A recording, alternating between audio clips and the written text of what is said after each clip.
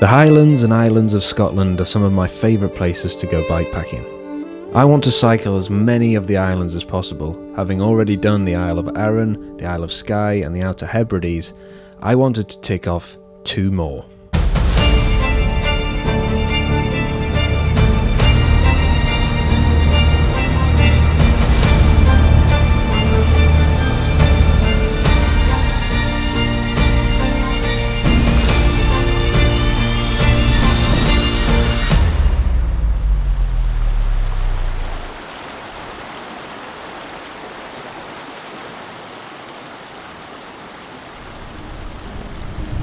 I got the train from Glasgow to Oban, where I was going to catch the ferry across to Mull.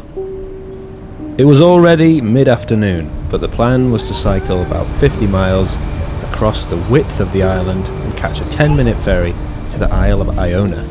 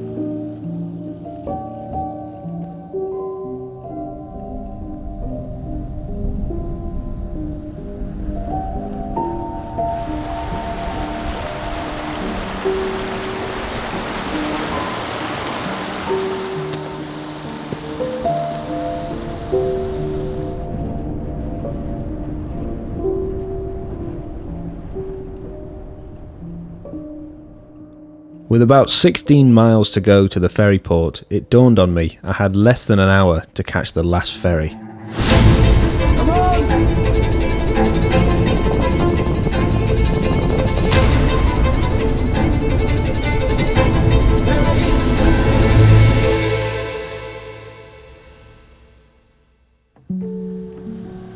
The last ferry to Iona. I'd made it by the skin of my teeth.